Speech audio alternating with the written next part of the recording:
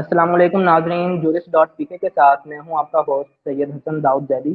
आज हम बात करेंगे चाइल्ड कस्टडी लॉज के हवाले से कि पाकिस्तान में चाइल्ड कस्टडी जो लॉज हैं वो क्या हैं, किस तरह से कस्टडी जो है वो दी जाती है, राइट्स ऑफ नॉन कस्टोडी पेरेंट्स क्या हैं, और किस तरह से जो हमारी कोर्ट्स हैं वो डिस्क्रिमिनेशन दिखा शो करती हैं। तो उस पर बात करने के लिए हमारे साथ मौजूद हैं फहद अहमद सिद्दीकी साहब। आप एडवोकेट हाई कोर्ट हैं, expert guardian and ward law हैं। इसके साथ साथ आप अपनी एक organisation child law services in Pakistan भी चला रहे हैं, और पाकिस्तान में doctrine of parental shared parenting के लिए भी आपकी काफ़ी जदोजहद है। तो sir, very warm welcome to you and thank you so much for giving us your precious time. Thank you very much जी। बहुत शुक्रिया जैद साहब, आपका शुक्रिया कि आपने मुझे कॉल किया इस फोरम पे। I am grateful to you जी। बहुत बहुत शुक्रिया सर। सर, अगर हम चाइल्ड कस्टडी लॉस की बात करें तो एक मिसकंसेप्शन इधर पाया जाता है कि कस्टडी और गार्डियनशिप में क्या फ़र्क है। सर, इस पे कुछ बताएं नाज़रीन को। देखिए, सबसे इसमें क्लियर चीज तो ये है कि कस्टडी के ऊपर तो सिर्फ एक सेक्शन है गार्डियन वार्ड्स एक्ट का, सेक्शन 25। कस्टडी तो फिजिकल प्रेजेंस आपके लिए पर्सन ऑफ द माइनर के हवाले से फिजिकली जो है रिलेशनशिप बच्चे का या बच्चे का माँ के साथ या बाप के साथ वो देखा जाता है। वेयर एज आई अंडरस्टैंड कि guardianship is relatively a larger field, जिसे अनफॉर्चुनेटली हमारी कोर्ट्स में उस तरह की कंसिडरेशन नहीं दी गई जिस तरह के देनी चाहिए थी। जो प्रैक्टिस सामने मौजूद है उसमें सारा फोकस जो है वो आपकी सिर्फ कस्टडी के ऊपर है, कि जी कस्टडी माँ के बाप को दे दी जाए या से लेके माँ को दे दी जाए। सोल कस्टडी के ऊपर कंटेस्ट चलता है। तो ये जो मेरी अंडरस्टैंडिंग है उसके मुताबिक तो ये होना चाहिए कि कस्टडी बेशक किसी एक पेरेंट के पास रहे, लेकिन उस बच्चे की जिंदगी के जो फैसले हैं वो दोनों पेरेंट उसे कर सकें, और उसके लिए बहुत ज्यादा जरूरी जो है वो लीगल राइट जो देती है वो आपको गार्डियनशिप देती है बेसिकली। जो गार्डियनशिप अगर आपके पास हो फिर ही आपको वो राइट्स अवेलेबल होंगे कि आप उस बच्चे की जो बेहतरी है उसके मतलब से कुछ देख सकें, सोच सकें, उसके डिसीजंस ले। लाइक अगर बच्चे ने किसी अच्छे स्कूल में दाखिल होना है या उस बच्चे ने पढ़ने जाना है, सॉरी मेडिकल का कोई इश्यूज हैं उससे, तो फिर वो जब तक आप उसका गार्डियन नहीं होंगे बच्चे का, तब तक वो आपसे यूटिलाइज नहीं कर सकते एज पर माई अंडरस्टैंडिंग। तो कस्टडी तो रिलेटिवली तब है जब तक बच्चे की वो फिजिकल हवाले से कि बच्चा प्रेजेंटली रहेगा किसके पास, उस हवाले से कस्टडी मैटर करती है जी। जी। जी सर, तलाक के बाद एक अहम मसला आता है कि बच्चे अब किसके पास रहेंगे, तो उसके लिए कस्टडी हासिल करने का जो कानूनी तरीक़ाकार है और जो पाकिस्तानी कोर्ट्स के जो ट्रेंड्स हैं हमारे इधर पाकिस्तान में, वो क्या हैं? सर प्रैक्टिकली तो होता ही है कि जब आपकी डिवोर्स होती है स्पाउसेस के दरमियान में, उसके बाद एक वॉर ऑफ ईगो शुरू हो जाती है, और हाइटेंड ईगोज होती हैं चूंकि दोनों पार्टीज की। तो फिर उनकी ख्वाहिश होती है कि बच्चा जिसके जरिए वो यूटिलाइज कर सकते हैं या मैनिपुलेट कर सकते हैं या इवेंज कर सकते हैं दूसरी पार्टी को, उसकी कस्टडी को कंट्रोल करें। होता ही है कि जब आपकी डिवोर्सेस सेपरेशन होती है फिर कोर्ट्स में आप केसेस फाइल करते हैं कस्टडी के और मेंटेनेंस के। मदर की तरफ से मेंटेनेंस के केसेस आते हैं और फादर की तरफ से कस्टडी के केसेस आते हैं, और उसमें फिर आप क्लेम करते हैं सोल कस्टडी। और आमतौर पर देखा ये गया कि जब कस्टडी क्लेम होती है तो फिर वो आपके पास चूंकि ग्राउंड्स बड़ी लिमिट होती हैं कस्टडी की शिफ्ट की, तो आमतौर पे जब लिटिगेशन इनिशिएट करते हैं चाइल्ड कस्टडी की, तो फिर उसमें आप क्लेम करते हैं कि जी मदर का करेक्टर, यानी जो एक दूसरे पे उल्टे सीधे इल्जाम लगाते हैं, असैसिनेशन की जाती है, केस चलना शुरू हो जाता है। केस जाता है तो फिर आपके इंटरम जो ड्यूरिंग डिपेंडेंसी ऑफ लिटिगेशन है तो कोर्ट एक विजिटेशन स्केड्यूल चॉक आउट करती है नॉन कस्टोडियल पेरेंट की फेवर। वो विजिटेशन स्केड्यूल आमतौर पे कोर्ट चॉक आउट करती है सिर्फ 2 घंटे की मुलाकात के ऊपर, without any appreciation to the any provision of law, जो सेक्शन 24 है या जनरल क्लॉजेज एक्ट का, कि जी आपने हर ऑर्डर की कोई लॉजिक कोई रीजनिंग देनी है। इस तरह कोई ना तो लॉजिक दिया जाता है। सेक्शन की एप्लीकेशन फाइल होती है for the grant of interim custody of minor, वो एप्लीकेशन 99.9% डिसमिस कर दी जाती है। और वो जब एप्लीकेशन डिसमिस होती है तो उसकी बड़े एक स्टैंडर्ड और टेम्पलेट किस्म का वो ऑर्डर होता है जो उसके शुरू होती है कि जी this application is premature, the custody of the minor can be limited. However, father is natural guardian of the minor, and to avoid estrangement, the mother is directed to produce the minor for such and such time, yani for 2 hours from on first or second or third or fourth, whichever the Saturday is selected by the court, in the court premises for the purposes of visitation. मेरा जो सबसे बड़ी है as a lawyer, जो जो मैं इस चीज को एजिटेट कर रहा हूँ, मैं समझता हूँ, मेरी ये जात है कि बॉस कि आप जो कस्टडी है, या सॉरी आपकी जो डिवोर्स है, divorce is always between spouses. ये मियाँ और बीवी के दरमियान में इशू है, एक रिश्ता है, वो नहीं रिश्ता चला फॉर वन रीजन और दी अदर, वो रिश्ता टूट गया। टूटने का हक है, कुरान पाक उस चीज को वैलिडेट करती है, बिल्कुल ठीक है, अगर नहीं रहना चाहते दोनों मियाँ बीवी, वेल एंड गुड, आप एक दूसरे से अलहदा हो जाएं, लेकिन कुरान पाक साइमल्टेनियसली ये भी तो कहती है कि वो अगर नहीं रहना चाहते साथ, तो वो ऐसा तरीके से अलहदा हो जाएं। लेकिन unfortunately over the years, over the decades of कहने के लिटिगेशन में हुआ ये है कि वो प्रैक्टिकली जब पार्टीज एक दूसरे के साथ नहीं रहना चाहती हैं तो वो लिटिगेशन में आती हैं, जब उस चीज को एंगेज करते हैं तो फिर वो कोशिश ये होती है कि बच्चे को प्रोग्राम भी किया जाए, बच्चे को मैनिपुलेट भी किया जाए, बच्चे को ब्रेन वॉश भी किया जाए, और कोशिश ये की जाए कि दूसरी पार्टी को मिनिमम एक्सेस दी जाए। तो इस सिचुएशन में जो मैं समझता हूँ सबसे ज्यादा जरूरी कोर्ट्स के नजदीक होना चाहिए। जो हमने हमारी प्रैक्टिस में जो हमने देखा है वो ये है कि चाइल्ड कस्टडी लिटिगेशन जो है ये चाइल्ड सेंट्रिक लॉ था, चाइल्ड ओरिएंटेड लॉ। इसमें वेलफेयर ऑफ द माइनर जो है वो पैरामाउंट कंसिडरेशन है। लेकिन प्रैक्टिस में हो ये रहा है कि वो वेलफेयर ऑफ माइनर से ज्यादा वेलफेयर ऑफ मदर की तरफ ये शिफ्ट हो गई है, और वेलफेयर ऑफ मदर को सामने रखते हुए हमारी कोर्ट्स उसे एडजुडिकेट कर रही हैं, और मामला खराब से खराबतर होते चले जा रहे हैं, as per my understanding. Sir, जिस तरह आपने कहा कि कस्टडी के केसेस के अंदर जो वेलफेयर ऑफ माइनर है वो प्राइमरी कंसिडरेशन होनी चाहिए, तो लेकिन हम देखते हैं कि वालदैन के लिए माँ और बाप दोनों का किरदार अहम है, लेकिन सिर्फ बाप को जो है एक महीने के अंदर सिर्फ 1 घंटा दिया जाता है उससे मुलाकात का। तो क्या वो उसके वेलफेयर के लिए 1 घंटा काफी होता है, या आप किस तरह से देखते हैं इसको?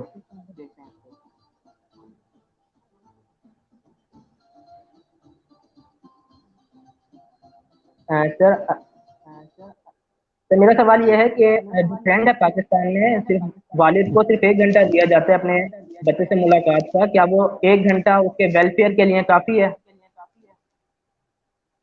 सॉरी, आपकी आवाज कम आ रही है मुझे।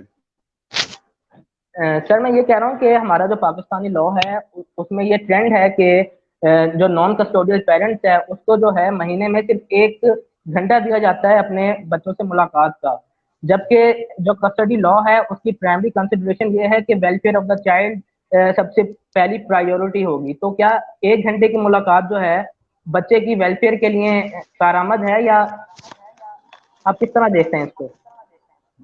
सर यही तो सबसे बड़ा अलमिया है। देखिए, 4 लॉज हैं जो चाइल्ड कस्टडी को डील कर रहे हैं, 4 लॉज हैं जो हमारी गार्डियन और फैमिली कोर्ट्स को जुरिसडिक्शन एक्सरसाइज करने का मौका दे रहे हैं। वो आपकी गार्डियन और वार्ड्स एक्ट है, आपका फैमिली कोर्ट्स एक्ट 1964 है, आपका फैमिली कोर्ट्स रूल्स 1965 है, family courts family ordinance family laws ordinance है 1961। यार कोई एक प्रोविजन होना ही चाहिए इन पूरे लॉज में, कोई एक सेक्शन ऐसा नहीं है जो कोर्ट को ये रेगुलेट करने की इजाजत दे कि आपने उसे बाप से एक्सेस मिनिमम देनी है। डिस्प्यूट अराइज हो गया मियाँ बीवी के दरमियान, वेल एंड गुड, दोनों मियाँ बीवी इक्वल पेरेंट्स हैं, डिस्प्यूट अराइज हो गया, बीवी ने खुला ले लिया, शोहर ने तलाक दे दी, वट एवर द रीजन में भी। लेकिन आप जब कोर्ट में केस आ गया और कोर्ट ने गार्डियन ऑफ द माइनर के शूज में पाँव डाल दिए, फिर इमटेरियल हो गया कि बच्चे का गार्डियन कौन है, या बच्चे की कस्टडी किसके पास है। It become totally immaterial. फिर कोर्ट की गार्डियनशिप में बच्चा आ गया, कोर्ट की कस्टडी में बच्चा आ गया। तो वहां पे होना तो ये चाहिए कि यार आप बच्चे को मैक्सिमम एक्सेस दें उसके माँ या उसके बाप जो भी नॉन कस्टोडियल पेरेंट है उस तक। वेयर हमारी कोर्ट ऐसा नहीं करती। हमारी कोर्ट कहती है भाई आप 2 घंटे के लिए कोर्ट प्रेमिसेस में मिल लें। जैसे मैंने पहले जिक्र किया है कि डिस्प्यूट अराइज हुआ मियाँ बीवी के दरमियान, उन्होंने डिवोर्स ले ली या डिवोर्स दे दिया, खुला ले लिया, और जब हमारी कोर्ट्स 2 घंटे की मुलाकात दे रही हैं, कोर्ट प्रेमिसेस में मुलाकात बच्चे को दे देंगे, जब अपने नॉन कस्टोडियल फादर से कोर्ट प्रेमिसेस में मुलाकात कर लें, तो आपको नहीं लगता कि बेसिकली ये उस बच्चे को सजा दी जा रही है उस डिवोर्स की जो उसके माँ और बाप में हो गई है? कोशिश कोर्ट को तो ये करनी चाहिए कि मैक्सिमम एक्सेस उस बच्चे को दें ताकि वो नॉन कस्टोडियल फादर के साथ या मदर जो भी है नॉन कस्टोडियल पेरेंट उनके साथ बॉन्डिंग डेवलप कर सके। हमारी कोर्स प्रैक्टिस ये कर रही है, लाहौर में 2 घंटे की ट्वाइस इन अ मंथ मुलाकात है। अगर आप सुबह में चले जाएं, भावलपुर चले जाएं, यजमान चले जाएं, आप खानेवाल मेलसी मुख्तलिफ इलाकों में, सिर्फ पंजाब तक ये महदूद नहीं है, पंजाब में तो फिर 2 घंटे की मुलाकात मिल जाती है। कराची चले जाएं तो 90 मिनट की मुलाकात है महीने में 2 दफा। कोई जस्टिफिकेशन, कोई लॉ की रीजनिंग कुछ तो होनी चाहिए।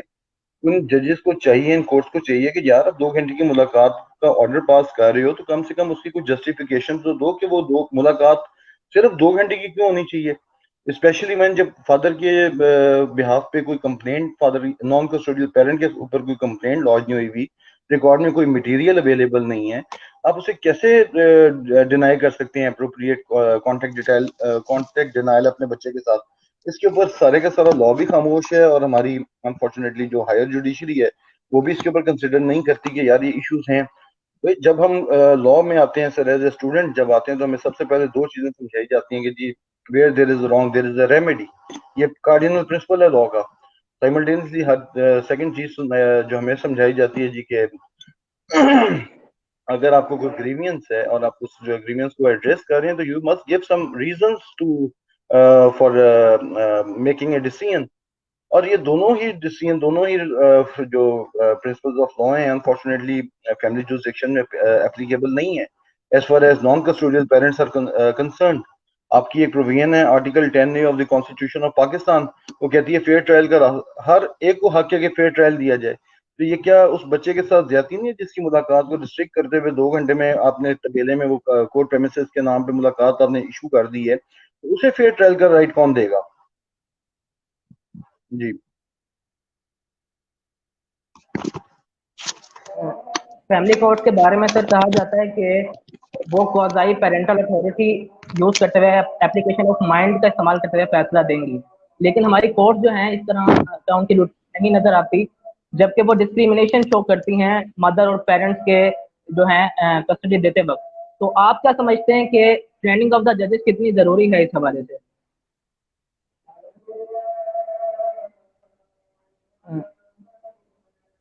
सर आपकी आवाज।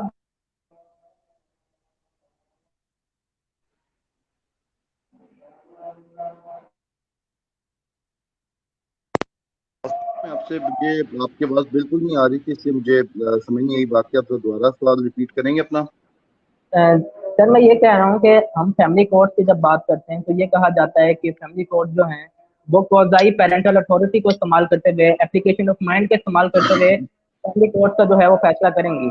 लेकिन ये रूटीन हमें इधर नजर नहीं आती। तो आप क्या समझते हैं कि इस हवाले से ट्रेनिंग ऑफ जजेस कितनी इंपॉर्टेंट है? सर देखिए, बात यह है कि प्लेथोरा ऑफ जजमेंट्स हैं सुप्रीम कोर्ट ऑफ पाकिस्तान की, लाहौर हाई कोर्ट की, कराची हाई कोर्ट की, हर जजमेंट, हर हाई कोर्ट ने रिपीटेड जजमेंट्स पास हो रही हैं कि जनाब जो फैमिली जुरिसडिक्शन है it's not a general jurisdiction, it's a special jurisdiction, it's a special kind of jurisdiction.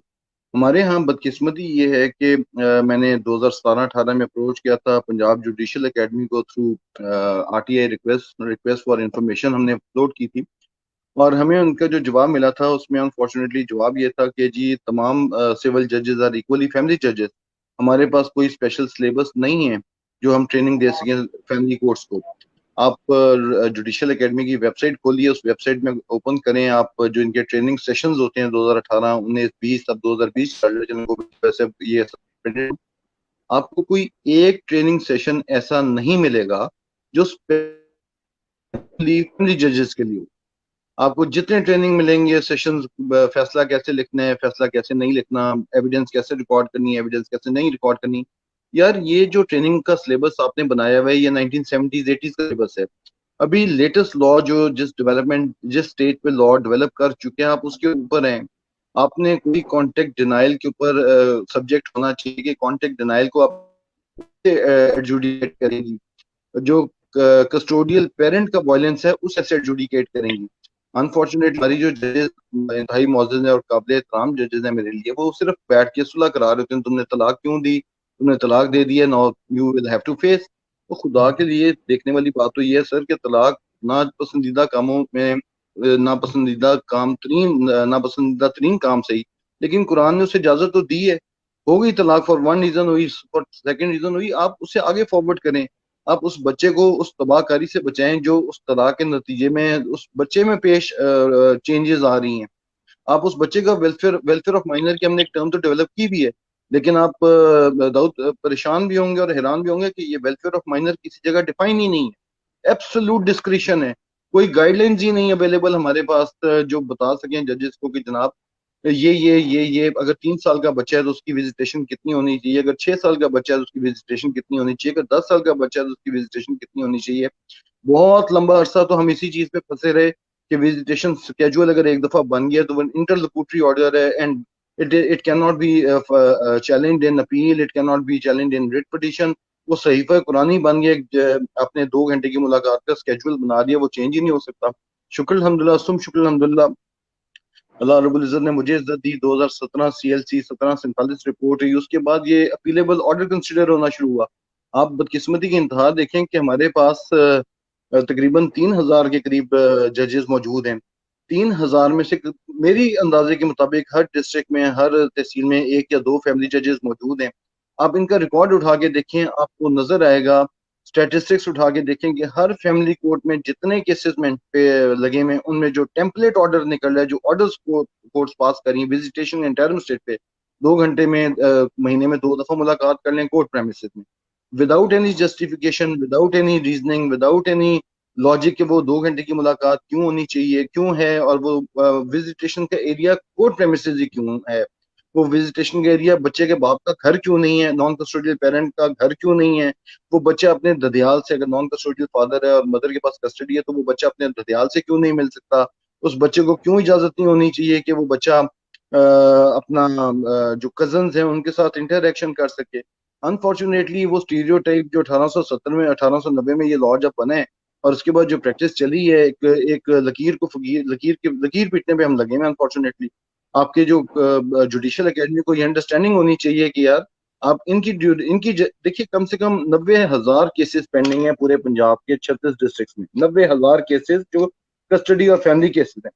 वो उनमें एक एक बच्चे के तौर पे भी अगर एवरेज लगाएं तो 90,000 बच्चे इन्वॉल्व हैं जिनके साथ आप खेल रहे हैं, सिर्फ आप प्रोसीजर को फॉलो करते हुए, सिर्फ प्रोसीजर को फॉलो करते हुए। अभी लाहौर में अनफॉर्चुनेटली लेटेस्ट जजेस आई हैं, जो खवातीन जजेस आई हैं, अभी मैं सुबह पेश हुआ एक जज साहबा के पास, आई थिंक नाइला वली नाम है उनका शायद, चलिए मैं उनका नाम नहीं लेता। तो मैं उनके सामने पेश हुआ, मैंने रिक्वेस्ट की, मैडम की ये मुहर्रम की छुट्टियां आ रही हैं तो आप बच्चों को एक्सेस दें, बाप को मुलाकात करे, and she kept on waiting.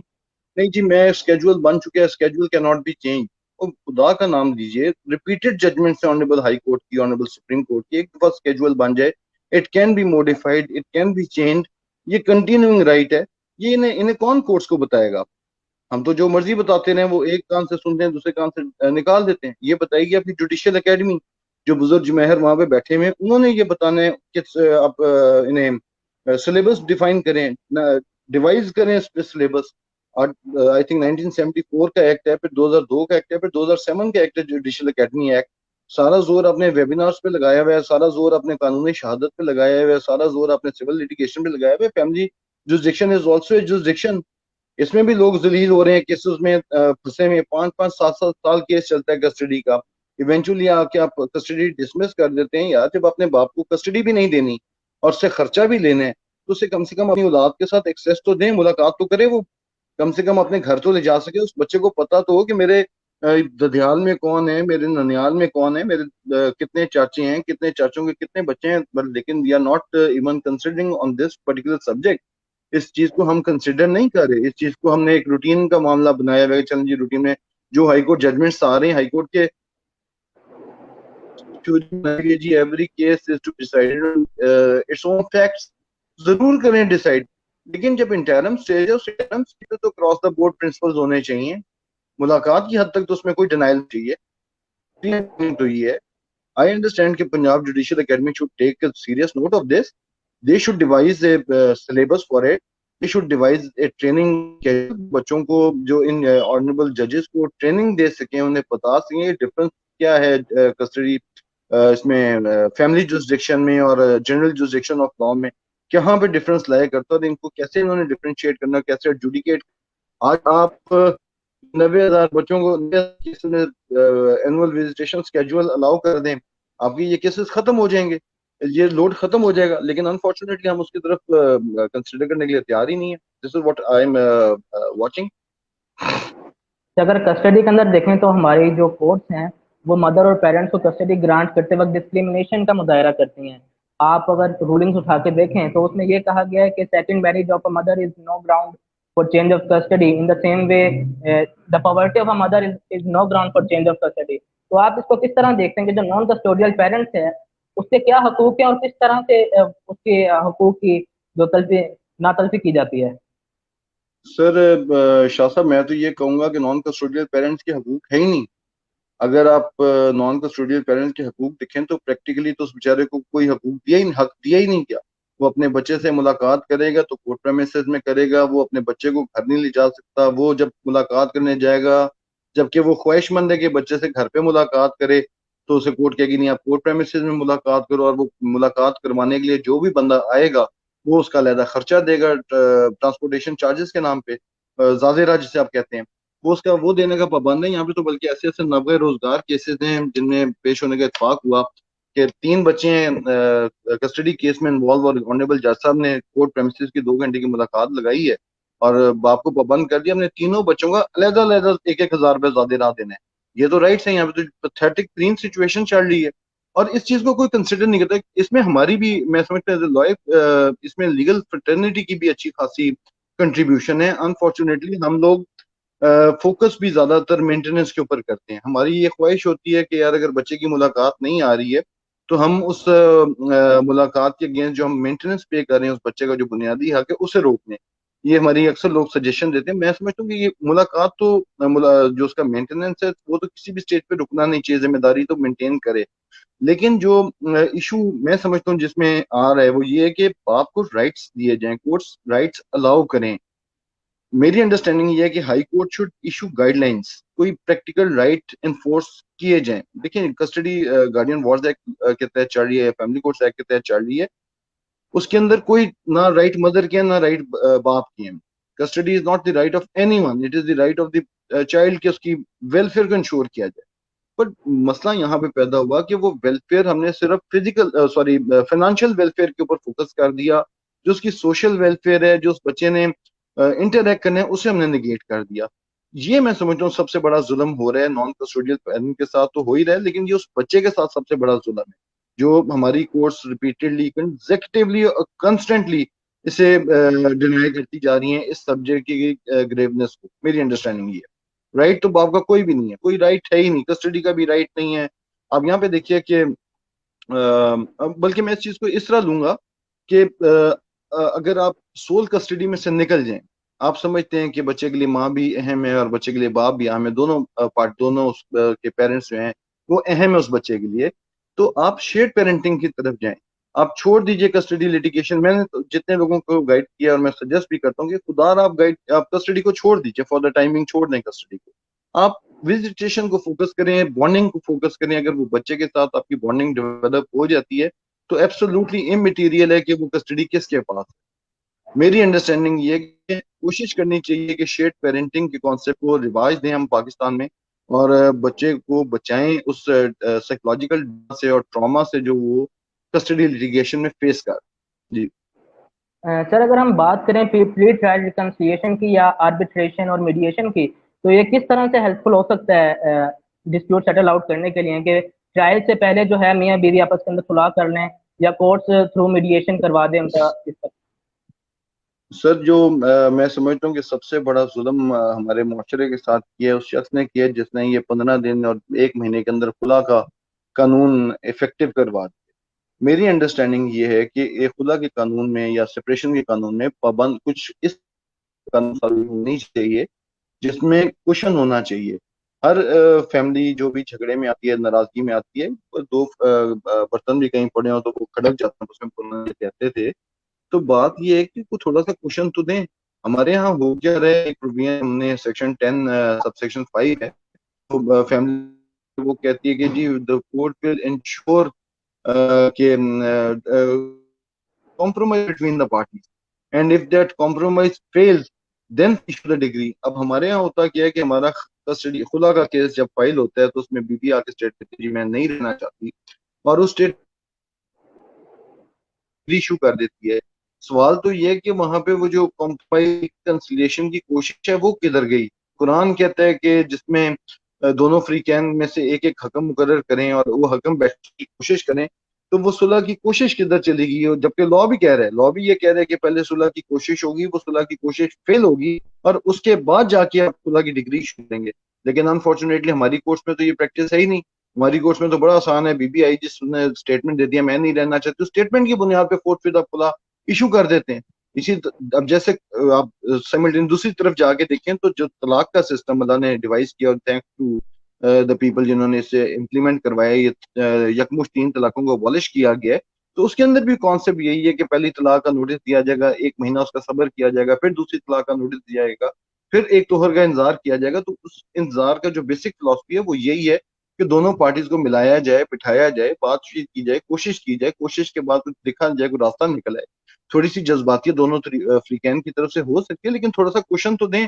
जिस माशरे में 1.5 महीने के अंदर आप खुलाएं दे देंगे, सेपरेशन करा देंगे, वहां पे आप अपना सोशल फैब्रिक तो तबाह कर देंगे, और आपने तबाह कर ली है।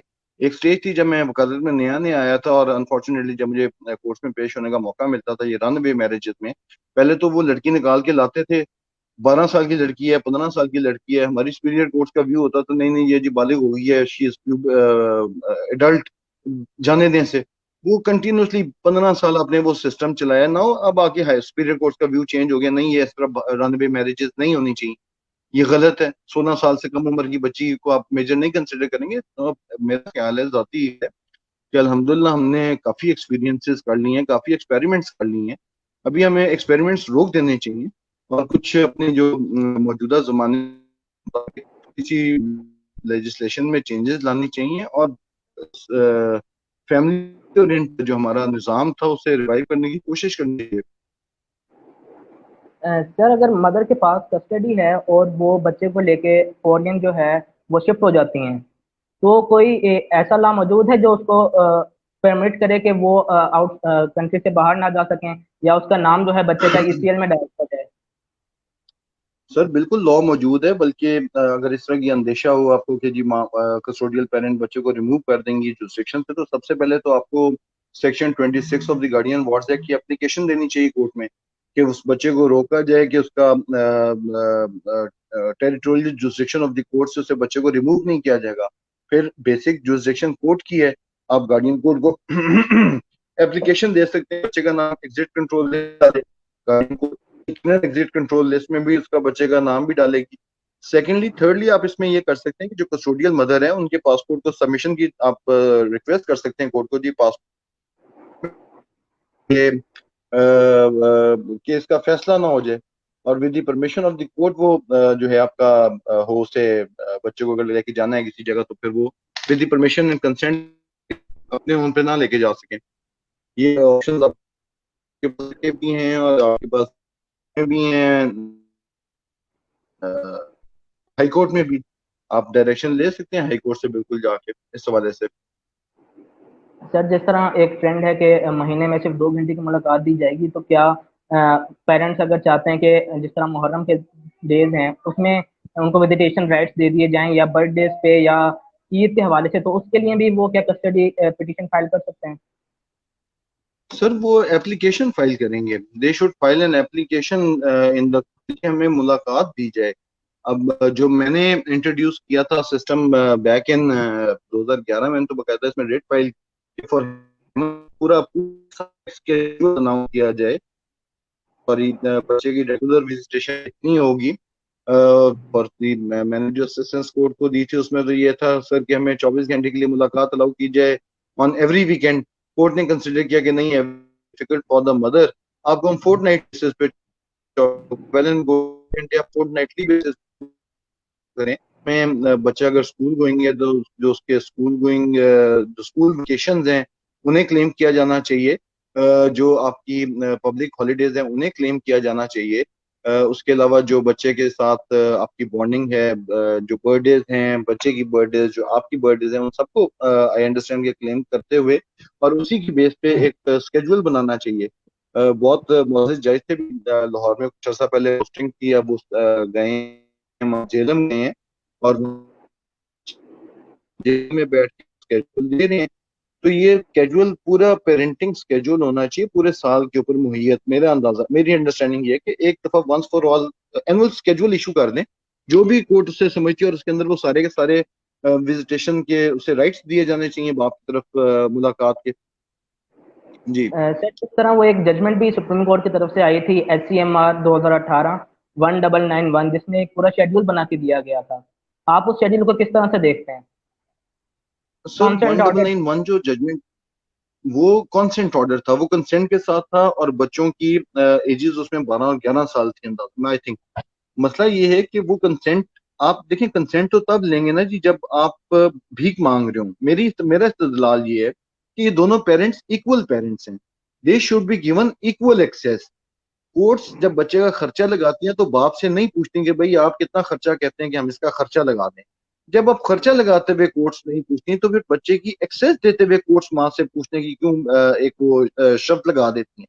आप इक्वलिटी बेसिस पे स्केड्यूल बनाएं। कोर्ट शुड इंश्योर कि जी बच्चे की सोशल वेलबींग इसमें पोशीदा है, तो वो मुलाकात के राइट्स उसे दिए जाने चाहिए। और मैं समझता हूँ कि जब एक दफा स्केड्यूल बन जाए तो उसके अंदर आफ्टर एवरी 6 8 10 मंथ्स के बाद आप दोबारा उसे मॉडिफाई करने का राइट होना चाहिए। आप शेयर्ड पेरेंटिंग, आप सोल कस्टडी में से निकल आए, आपने कुछ 4 5 लाख बच्चों का मुस्तकबिल तबाह कर चुके हैं आप ऑलरेडी, एकदम एग्रेवेट हो चुकी है आपकी सिचुएशन। आपने तो अपने देखिए लीगल प्रोसेस को, लीगल प्रेसिडेंस को फॉलो करते रहे, लेकिन अब जो लेटेस्ट लॉज हाई कोर्ट के आ रहे हैं, डेवलप हो रहे हैं, उसमें तो ये है कि visitation and application for the grant of visitation can be filed even after dismissal of the first application। मेरी जो लेटेस्ट जजमेंट मेरी रिपोर्ट हुई थी 2018 MLD 1592, उसमें तो ऑनरेबल लाहौर हाई कोर्ट ने होल्ड किया है कि 6 साल प्लस बच्चे कंटेन कर ही नहीं सकते मुलाकात के लिए। तो ये जजेस को कोई बताए, हम बताते हैं वो सुनते हैं, उनके पास टाइम ही नहीं है। अब देखिए कि 2200 केस एक जज के पास डेली लगा, एक महीने में लगा हुआ है, उसकी एक ही 2200 केसेस की एजेंसी है।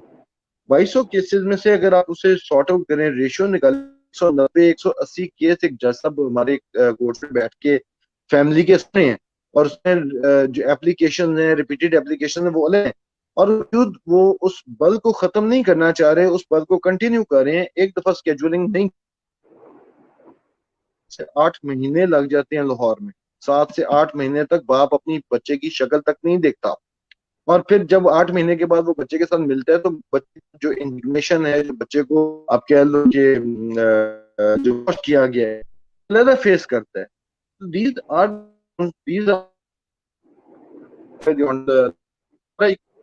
आपने एक district directorate of district judiciary का इदारा बनाया हुआ है, उसे फंक्शनल करें, फॉल करें।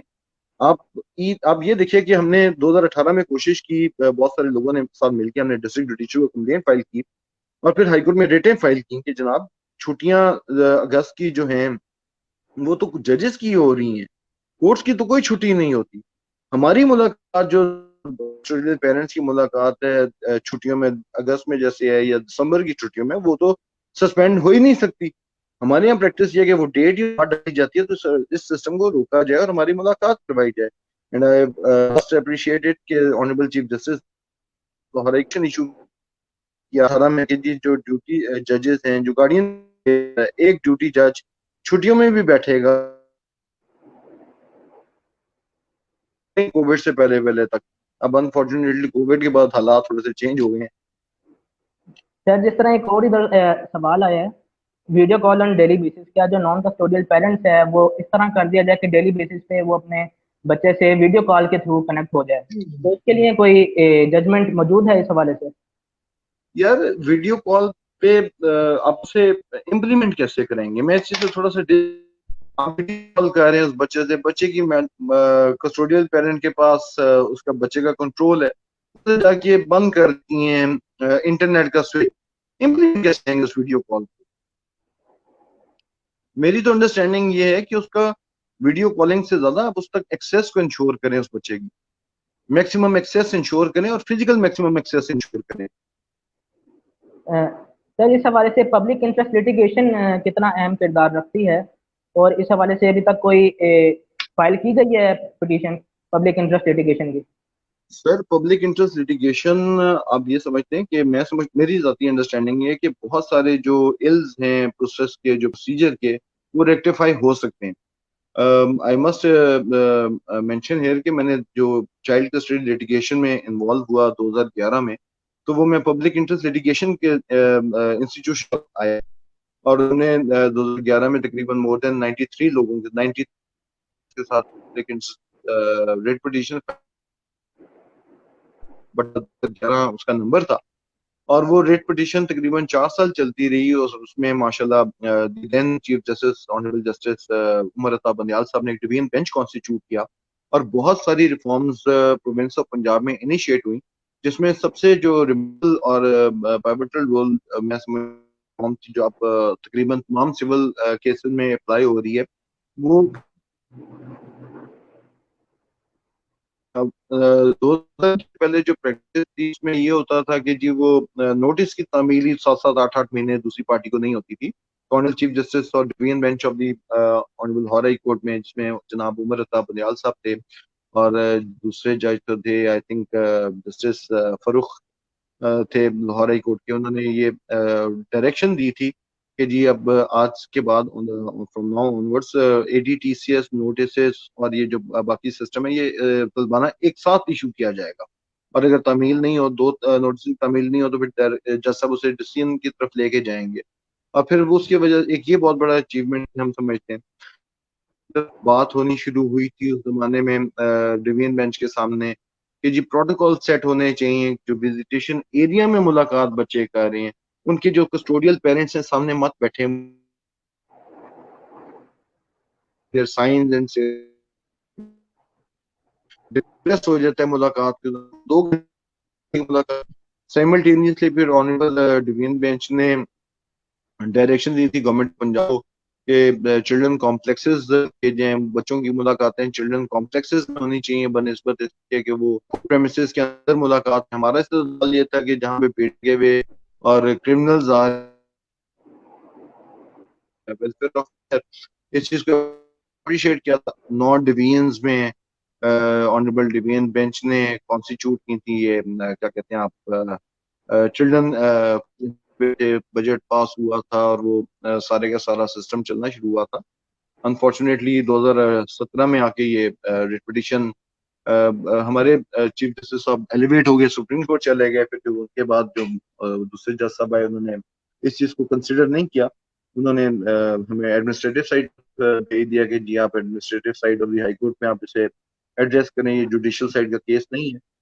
अनफॉर्चुनेटली वो फेल होगी, डिस्पोज ऑफ हो गई उसके बाद रेट। लेकिन उन 4 सालों में बेतहाशा चेंजेस आए, बच्चों की वेलफेयर के लिए एक बहुत बड़ी रोल प्ले किया। मैं समझता हूँ तक वो पब्लिक इंटरेस्ट लिटिगेशन चलती रही जितने भी अभी तक लाहौर में या पंजाब में मटेरियल चेंजेस आई हैं वो इन पब्लिक इंटरेस्ट लिटिगेशंस के थ्रू ही आई हैं। 2018 में लिटिगेशन के चैलेंज किया था जहाँ पे प्रैक्टिस है बेलिफ फीस लगाने की कि आप जब बेलिफ बच्चा लेने जाएगा और बच्चा लेकर आएगा तो बेलिफ को बाप नॉन कस्टोडियल पेरेंट 1,000 रुपये पर विजिट देगा। हमने उसे चैलेंज किया, वो हाई कोर्ट ने स्टे भी किया और फिर direction the honourable Lahore high court ने कि ये जो बेनिफिट तयन है ये उसका एक्चुअल बेसिस पे होगा कि वो सबमिट करेगा कि उसका कितना खर्चा होगा, फिर उसके मुताबिक उसे फॉलो अप किया जाएगा। इस तरह के तहाशा इश्यूज हैं जिन्हें एड्रेस किया गया है पब्लिक इंटरेस्ट लिटिगेशन में। मैं जो एल्स ऑफ द प्रोसेस है, ये प्रोसीजर है, वो पब्लिक इंटरेस्ट लिटिगेशन में जाके दुरुस्त हो सकती हैं।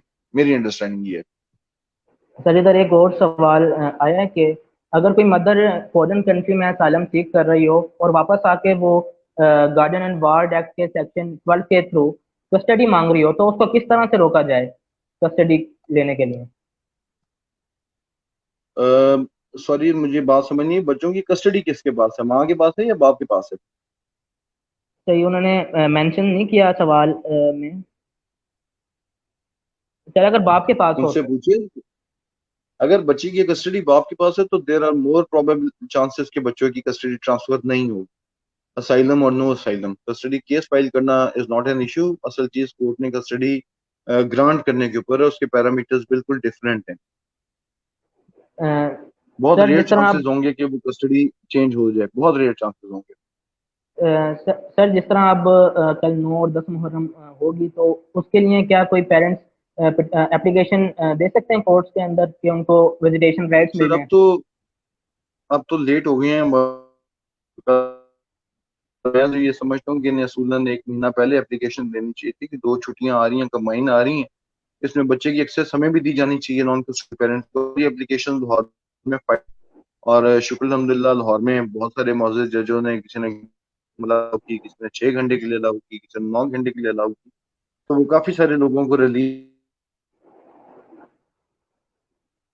बहुत सारे लोगों ने, बहुत सारे ऑनरेबल जजेस ने डिसमिस भी कर दिया टेक्निकल ग्राउंड्स पर लाके कि सिक्योरिटी, लॉ एंड ऑर्डर का मसला हो सकता है, सिक्योरिटी के इशूज है, हम विजिटेशन नहीं अलाउ करें। मेरी अंडरस्टैंडिंग इसमें नॉन कस्टोडियल तो बटा निल राइट्स होते हैं, और it's like a close door. आपका लॉ जो है वो तकरीबन बंद दरवाजे के पीछे आप खड़े हैं, and you need to knock. आपने खटखटाना है, and knocking in the court is through filing applications.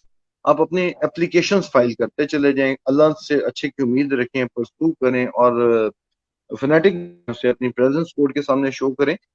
एक स्टेज आती है जहाँ पे कोर्ट मजबूर हो जाते हैं, कुछ ना कुछ आपको रिलीफ जरूर देती है कोर्ट। सर, पाकिस्तान में जो एक कस्टडी का केस है उसकी एवरेज लाइफ स्पैन कितनी है, यानी कितने अरसे के अंदर वो एक केस जो है वो सॉल्व आउट हो जाता है, जिस तरह सर फैमिली लॉज के अंदर। जी सर।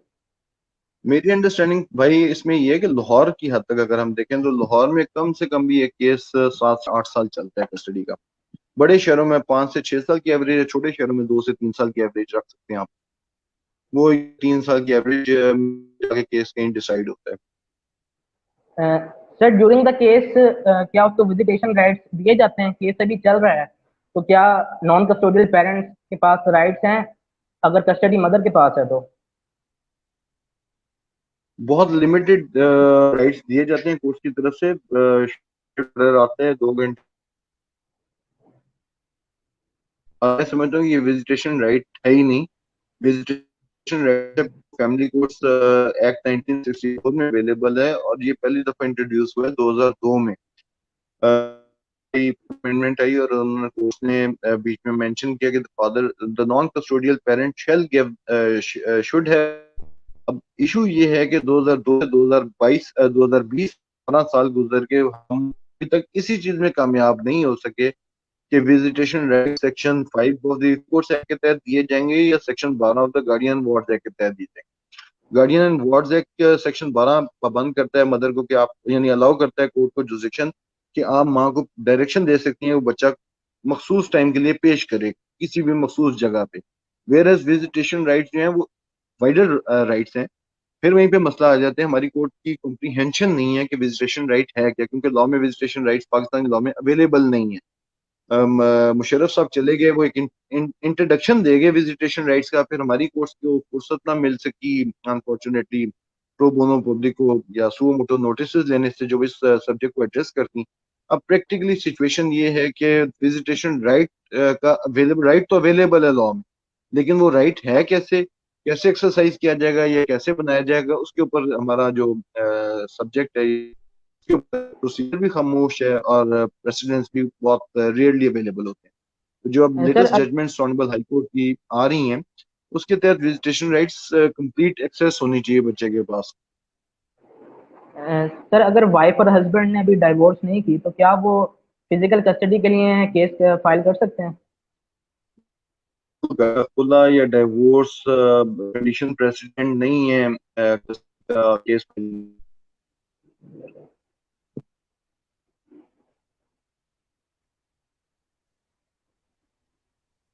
इसके लिए कोई कंडीशन नहीं है कि जो वो खुला लेंगी या डिवोर्स करेगा हस्बैंड तो कस्टडी का केस फाइल कर सकती है, मदर कस्टडी का क्लेम किसी भी स्टेज पे कर सकती हैं।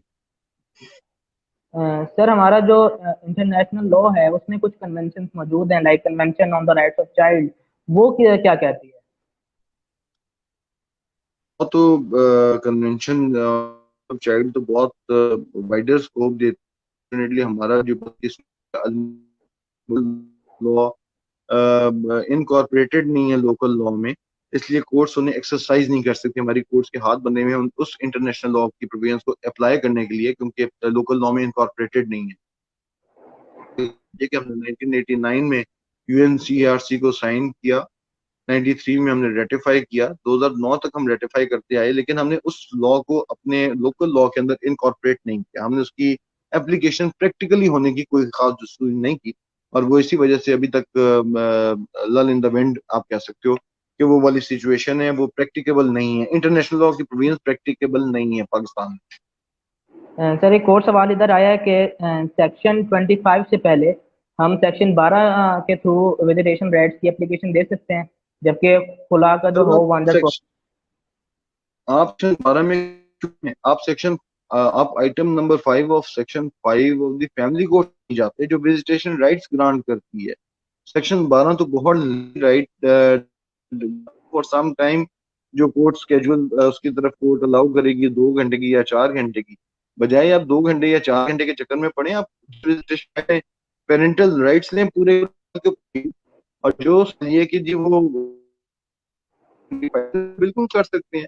इंडिपेंडेंट सेक्शन 25 की पिटीशन फाइल होगी तो ही आप विजिटेशन राइट्स को कंसिडर करेगी कोर्ट, आमतौर पे करती नहीं। लकीर पीटने की, चूंकि हम बॉक्स सोचने में जरा तो साहिल पसंदी से काम लेते हैं, इस वजह से ये इश्यूज फेस करने पड़ सकते हैं। सर जी फाइनल में सर आपके नज़दीक कौन कौन सी इसमें रिफॉर्म्स की ज़रूरत है, अगर पिन पॉइंट से आप बताना चाहें सर। सर, सबसे पहले तो जो लेटेस्ट डाइवर्सिफाइड लॉज हैं, जो प्रैक्टिस इंटरनेशनल प्रैक्टिस है, उसे फॉलो करना चाहिए। हमें शेयर्ड पेरेंटिंग की तरफ चाहिए। हमें कस्टडी में से बाहर निकलना चाहिए।